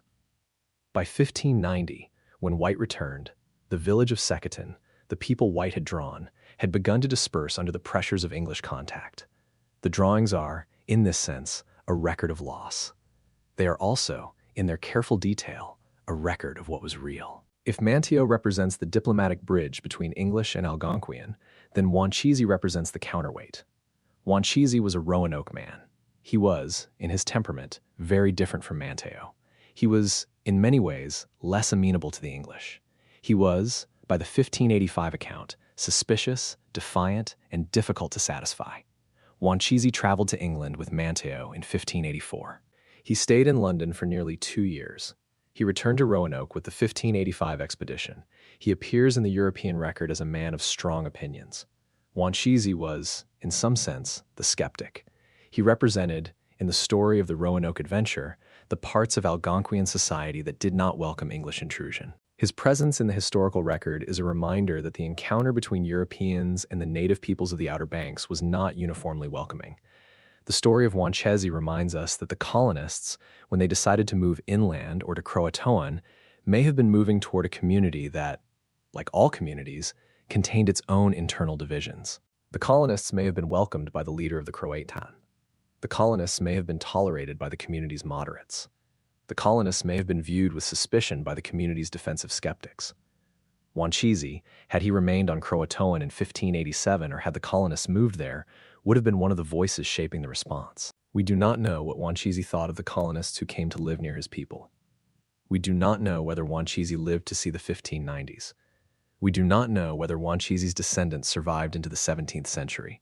We do not know whether the descendants who remember the colonists today include, somewhere in their family trees, a connection to Wanchese. The story of Wanchese is the quiet counterpoint to the story of Manteo. Together, they remind us that the colonists entered a human community with its own internal politics. The colonists brought, with them, English agricultural expectations. The English, in the 16th century, were accustomed to wheat, barley, peas, and beans. They were unaccustomed to corn, squash, and the native tobacco. Thomas Harriot's careful account in his brief and true report describes, in detail, the native agricultural practices of the Outer Banks. The corn in particular was, to the English, an astonishment. The productivity of native agriculture, in soil the English would have considered marginal, was considerable. The English learned, in time, the native crops. They learned how to plant corn in hills with beans climbing the stalks. They learned the timing of planting and harvesting. If the colonists survived by integrating with the Croatan community, the agricultural knowledge of the native people would have been essential. The English agricultural knowledge, on its own, would have been insufficient. The colonists, in this sense, would have had to learn. They would have had to listen. They would have had to accept that, in this place, their own inheritance was secondary. This is a profoundly different story than the story of colonists imposing their agricultural practices on a place. This is a story of colonists having to learn a new agriculture in order to survive. The Lumbee oral tradition, in this context, often emphasizes that the surviving colonists were quick to learn, were respectful of native ways, and were accepted because of their willingness to learn. We cannot prove this. We cannot verify it. The oral tradition is, however, internally consistent with the conditions of survival. The colonists would, on the ground, have had to learn native agriculture. The colonists would, on the ground, have had to learn native fishing. The colonists would, on the ground, have had to learn native medicine. The colonists, if they survived, were students. The colonists, if they survived, were humble. A small detail, rarely mentioned in the popular story, is that the Spanish never lost track of the English in North Carolina.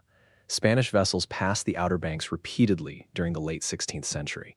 Spanish vessels were sometimes part of expeditions aimed at disrupting English settlement. After 1586, when Sir Francis Drake's fleet swept the coast, Spanish naval attention to the North Carolina Outer Banks increased. There are Spanish documents from this period that refer to English settlements on the coast, and that sometimes suggest local Spanish probing missions to determine whether the settlements represented a strategic threat. It is possible that a small Spanish raiding party did, in fact, in 1587 or 1588, attack the Roanoke settlement. There is no surviving Spanish record of such an attack. The English record does not, in any version, describe a Spanish attack. The colonists, however, would have been aware of the Spanish threat. They would have known that the English position on the Outer Banks was contested. They would have known that, in the event of any Spanish attack, they would be on the front line. If the colonists chose to move inland, this strategic threat may have been one of the considerations. If the colonists chose to move to Croatoan, they may have done so precisely because Croatoan was, in their calculation, less exposed to Spanish naval attention than the inland site Lane had favored. We do not know. The Spanish threat was, however, real, even if we cannot confirm whether it materialized at Roanoke specifically. In the early 17th century, a native man named Tisquantum, sometimes called Squanto, served as a translator between the Plymouth colonists and the Wampanoag. Squanto had, in his own life, been kidnapped by English explorers and taken to Europe, from which he had returned. The Squanto story is, in some ways, a parallel to the Roanoke story. A native person with English fluency, in contact with a stranded English community, providing a bridge that allowed the English to survive the first difficult years. At Roanoke, this role was filled by Manteo. Manteo was, in 1587, already fluent in some English. Manteo had already been to England and back. Manteo had already had extensive diplomatic encounters with the Lane colony. If the Roanoke colonists had moved to Croatoan, Manteo would have been the person on both sides of the linguistic divide. Manteo would have been the person most able to translate the colonists' needs into a form the Croatan community could understand. We do not know whether Manteo lived long enough to play this role in the colonists' survival.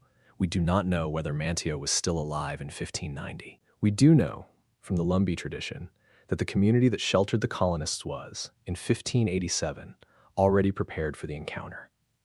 The colonists, if they survived by joining this community, did not arrive by surprise. The Lumbee tradition holds, in fact, that the encounter was not random. It was negotiated. It was prepared. We do not know, on the European record, whether this is accurate. We know, on the European record, that Manteo was the person most likely to have negotiated it. The trip from Roanoke Island to what is now Hatteras Island would have been a short move. In good weather, the trip would take only hours by canoe or by small sailing vessel. The Croatan Sound, between the two islands, is wide but peaceful. The crossing would have been manageable for a small community preparing for a careful move. The colonists, if they moved to Croatoan, would have moved along familiar waters. They would have seen, on either side of them, the same barrier islands, the same Atlantic waves, the same sky. They would have arrived at Hatteras with all of their possessions, including their iron tools. They would have built houses in European style, but on native ground. They would have built gardens, planted English seeds. They would have shared, with the Croatan, the same food sources. They would have eaten the same fish. They would have eaten the same shellfish. They would have learned, very quickly, that Croatoan was, in many ways, a richer place than Roanoke. The channel between was a rich fishing ground. The waters of the Pamlico Sound, to the west, were the most productive in the region. If the colonists survived to adulthood on Croatoan, their children would have grown up thinking of Croatoan as home. Their children's children would have grown up thinking of Croatoan as the only home they had. In this frame, the colonists did not disappear. They became a community on Hatteras. Their descendants are among the Hatteras of 1700. Their descendants are among the Lumbee of 2026. In this frame, the mystery is the mystery of what becomes of people who become other people. A different scenario suggests a different geography. If the colonists moved inland up the Albemarle Sound, they would have moved into a region of coastal swamp, river bottoms, hardwood ridges, and native agricultural clearings. The inland country was, in 1587, populated by a different constellation of Algonquian peoples: the Chowan, the Wet'miak, the Yopim, the Moritok. These communities had, in many cases, been disrupted by the violent encounters of the 1585 Lane colony. Some of them had lost leaders to English reprisals. Some of them had been forced to migrate.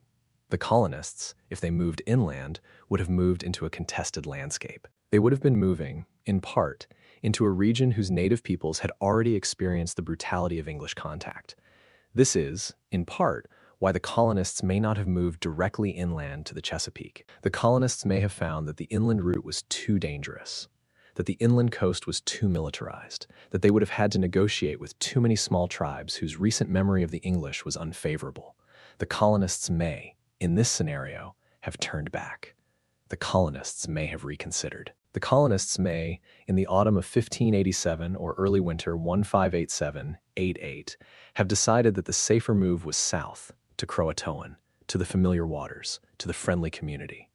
The Croatoan carved on the post, in this scenario, would have been a record of a careful reconsideration rather than a record of an initial plan. We do not know which scenario is correct. Both are possible. Both are consistent with the limited evidence. In the warm months of summer, the descendants come to the Outer Banks. They come in family groups. They come in Lumbee community organizations. They come as individuals. They come to remember. Some of them come for the Paul Green symphonic drama. Some of them come for the historical reenactments. Some of them come simply to walk the trails. Some of them come because the place is part of their family history. If the colonists survived, the descendants are not just remembering an abstract European adventure. The descendants are remembering an ancestor who walked these paths. The descendants are remembering an ancestor who was lost in the European record but maintained in their family memory as a real human being with a name and a story. The descendants touch the place. The descendants speak to the place. The descendants pass the memory on. In this quiet ritual, the mystery is preserved. In this quiet ritual, the colonists are remembered. In this quiet ritual, the descendants refuse the European record's silence. In the long summer, the descendants walk the trail. In the long summer, the descendants remember. Let us pause again and listen to the sound of the wind in the trees, to the sound of the marsh grass, to the sound of the water moving against the western shore of Roanoke Island. This is the sound the colonists heard in 1587 when they decided what to do. This is the sound that has not changed. This is the sound that the descendants still hear when they come to the place. Let us, tonight, hold this sound in our ears. The sound will be here tomorrow. The sound will be here next summer. The sound has been here for 400 years. The sound will be here, with whatever answer we eventually find, for as long as the Outer Banks endures. The sound is the constant. The sound persists. The sound is patient. The mystery, tonight, slows into the sound. The mystery becomes part of the sound. The mystery lets the sound ask the question that the European record cannot ask. The sound is enough. The sound, tonight, is enough. The Roanoke mystery is one of the longest, quietest mysteries in the American historical record. The mystery involves a small community of English colonists, a small wooden post, a carved word, and an immense silence that has lasted 400 years. The mystery is, in some reading, the story of disappearance. The mystery is, in another reading, the story of transformation. The mystery is, in its deepest reading, the story of what it means to be remembered, what it means to be forgotten, what it means to track a memory across many generations. We do not, tonight, settle the question. We simply rest with the question. We sit with the question. We breathe with the question. We let the question be what it is. We are still listening. We will continue to listen. For 400 years, the question has asked itself. For 400 years, the descendants have answered as best they can. For 400 years, the place has held both the question and the answer. The mystery is not, in any straightforward way, a closed question. The mystery is, in its quiet way, a continuing one. We will rest now. We will let the Outer Banks wind move gently against the trees. We will let the marsh grass sway. We will let the herons settle. We will let the water continue to ask its quiet question. We will sleep soon. We will allow the mystery to be, for now, exactly what it is. # epilogue. Thank you for listening. Thank you for listening. Please subscribe to Mystery Sleep. Forget for more quiet journeys into America's lost mysteries. Good night.